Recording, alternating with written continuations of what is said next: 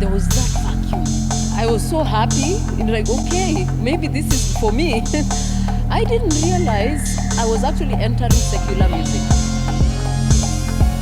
Very powerful today. And for me, I was like, no, did God forget me? No. Welcome to Unbreakable Voices, Stories of Resilience, where we uncover the stories of individuals who have faced adversity head-on and emerged stronger than before. In today's episode, prepare to be inspired as we delve into the captivating tale of a woman who weathered the storms of rejection, marital strife, a descent into the depth of despair, My career gone, his business gone, and the loss of her wealth, only to find solace and redemption in her unwavering The faith. cancer, the tumor in the right lung is 10 centimeters by 9 centimeters. It's like a fist. Get ready to witness the power of resilience and the triumph of the human spirit as we present her remarkable story of transformation. Am I normal? What is this happening? So it's the power that was working behind it. Because when I was on stage, another face would come. That was not me at all. Once I see a white python, it would caress me, around me, from the head to the tail, to my legs, It's like it would be one with me. This is Unbreakable Voices, Stories of Resilience. Come with me. Stories of resilience. Unbreakable voices. Shmi Gertrude Busara tekwe. Anino ladeti by Nairobi, by Aga Khan Hospital, ani bataruba invest time. I am saying, my name is Gertrude Busara Ndekwe, and I was born in Nairobi. I was born here in Nairobi to beloved parents who love Jesus. I have 2 sisters and 2 brothers. They all serve the Lord in different capacities. And I have been schooled here in BD Primary all my primary years, and I went to high school in Narok and did my Form 4 in another school, somewhere in Thika Road. And my profession is actually a baker and a cateress. I love to cook and I love to bake. And I do it sometimes mostly for fun, because I've not taken it from a business aspect. And also I'm a singer. I've been singing since I was way back in Sunday school. We used to go to Deliverance Church Isili, where that time Pastor Missing was our pastor at that time. And our father was a deacon. He started from akiwa tu mzee wa kanisa, and he served the Lord when we were just there. And then he became a pastor, still serving with Pastor Missing.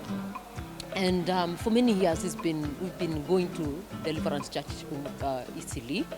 That time it was the mother church before it transferred to Moja. And my father grew in spirit together with my mother, and they got ordained, they became reverends, still serving under Pastor Missing that time. And the Lord has been using them, and so was the Lord using me, because living in that environment, you see and you just flow with it. You flow where there is things that you have to do in the church. I joined the praise and worship when I was in my youthful years. I served there mostly, and I loved to also support people that were getting married. Like I would decorate the churches and stuff like that, and help out with the cooking. And it got really serious and more deep, and until I finished my high school. And then I went to college and pursued my catering career. And during those years of high school, there was no doubt. I didn't have any glitches of falling out of Christianity.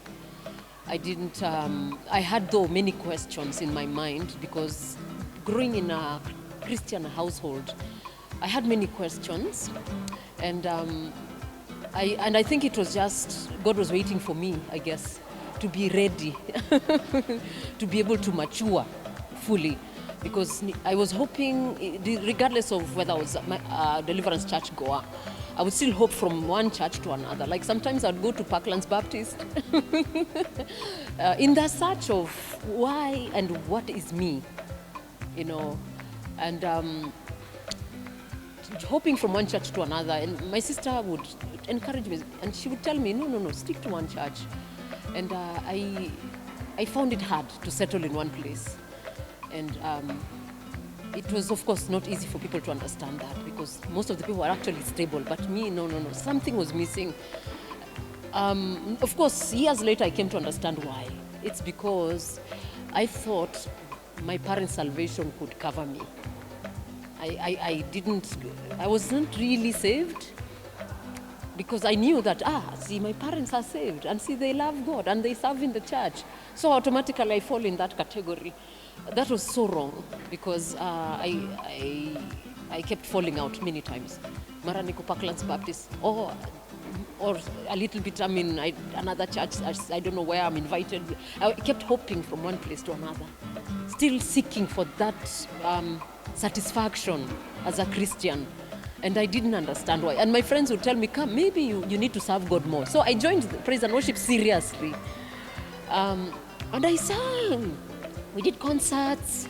I would always be on the forefront in the music and singing. And that is how I got discovered by some producers. One of the producers he had just come from America, and he wanted to start his own studio, and he wanted to form a group of 3 girls. So one time, in the studio of that producer, another guy came and he was like, wow, you can sing. I'm looking for a singer to work for me in the band. And we are very intense. We actually sing from sometimes Sunday to Sunday, sometimes Monday to Saturday, depends on how the demand is. And I was like, good. I was so happy, and like, okay, maybe this is for me. I didn't realize I was actually entering secular music. And I would get conviction. Wow, I'm singing about trees and about the nation and no, why does it feel not right? Why? But then I kept going on, and I slowly slipped out. The emptiness was still there, and I kept doing my thing. Started now working with that musician that needed me to work for. In the meantime, my mother was gathering a group of people through a certain pastor that was, sorry to say, using the language, fake pastor, that gathered us and said that we were going to be missionaries in a country in Scotland, in Aberdeen. And for me, I thought, okay, so I don't need Abby after all. Let me get serious with this. Maybe this is now what I'm supposed to be doing.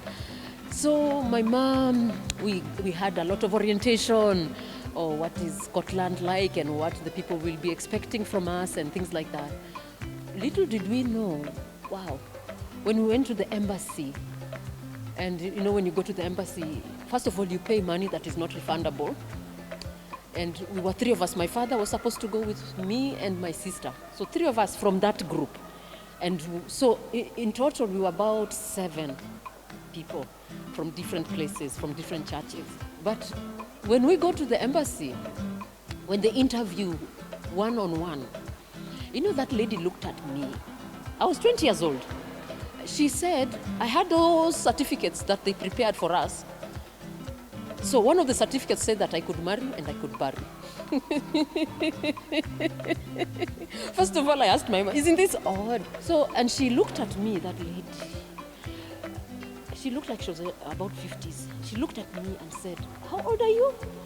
I told her I'm 20 years old. She said, and you can preach the gospel? I said, yes, we preach. We do a lot of crusades, and yes. And you can actually marry? I said, yes, I've been trained to do that. And you can marry someone? I said, yeah, we have that training. Have you ever tried? I said, no. So she kept quiet and paused for a moment, looking at those certificates and looking at me, trying to make sense of all that. And she said, wait a minute. She left. And then she came back and said, I'm very sorry to let you know that you will not get a visa. Wow. So I left the room and sat down. Looking at the office or the room where my dad was coming from, I saw disappointment. Looking at my sister, I saw disappointment. Looking at the lady that we went with, Maki, she had left her business that day and for many, many weeks, so that because we were being trained. So in her dedication to go and preach also. She left her business and all that. And she came out very furious. And she approached that pastor that had brought us to the embassy. And she told him, you lied to us. I have been told by the official there that this is a hoax. She actually made a phone call in my presence to call that place in Aberdeen, Scotland. And they told her there is nothing like that. And I think that really made things worse for me as a Christian. Because remember, I'm still searching myself. I completely fell out. So that's how I got out and backslid kabisa. And then I joined Abby now, doing practices, on probation, 3 months, still observing how I was doing. And he was impressed with the progress that I was making. How my mind, I could remember songs very quickly. We would write songs together, and we would just go recording. Sometimes we would do it abstractly. We go to the studio and we just record. So just like that. And after that, he received a phone call. And that time, we were living in Waithaka. It was not very safe. So my father was like, there's a man hacking people with a machete. It is not safe for you. If 5 p.m., you will not have left CBD. Just find a place. Call your friends or whatever. Find a place to go. I was sleeping sometimes where we were doing practices. It was on a school that was abandoned, but it had caretakers. And I would sleep in an empty classroom. There's no chair, no mattress, no carpet, no nothing. A tiled floor that was very cold. And sometimes I would go to my friend's place and they would say, no, you're not coming to my house. There's one time I was kicked out at 10 p.m. That was in... where was that place? I think it was in Githurai, and I came back to town. I went to that classroom where I was staying. So when the caretaker was not aware there was somebody sleeping there until one day when I woke up in the morning only to find mandazis with a kikombe ya chai, very hot. So that's how I continued staying there for a period, I think, of about 3 months in that period, time of probation. And then one day, Abby asked me, do you have a passport? I said, yes, bring it. I said, I don't have ticket. Go home, bring your passport. He gave me my ticket. I went all the way to Waithaka, brought my passport, and he said, wait, I'm coming back. And I was having doubts for that moment. It's like, how is that person coming to ask for my passport and doesn't even let me know whether we should go to the embassy or not? But I said, okay, no, just let me see. So, truly, he brought my passport back and he said, okay, congratulations, you're going to Netherlands. Are you ready? We're going to Netherlands. Just like that. And we went for 3 months. Now, when we went to, the organizers of Mundial festivals were aware we were very green. We've never traveled before. And the kind of music they do is very different from ours. And they gave us a bit of orientation, what we were to expect going there. What they want from us and what they expect. They asked us what do you want from them, and we told them as long as Africans food, as long as people eat, because the work we do is very intense. They are okay. So we went. They gave us a house for all of us. We were about 14 people, and we shared. I was me and another lady, only 2 ladies out of the whole group of guys. Because we had so many percussionists playing, they call it boom boom, those traditional drums, and djembe. We had 1 djembe player, 2 boom boom players, and then we had 2 keyboardists, a guitarist. So that's why we were so many. So we started going to the studio. They were teaching us how to project the sound, singing, and things like. It was good, healthy training. And then we went to start now singing in the festival. It was my first time to face people that were so many. The stage was very high up, really high, and the sound was so good. We enjoyed, I'm telling you. And then we went from one stage to another, From there we went to France, from there we went to Belgium, from there we went to Germany. We kept traveling everywhere. And within the borders of Netherlands, the countries that were surrounding the borders, we actually traveled so much. And they made sure that we spent the 3 months very well. And when we would come back home, we come back loaded, feeling good.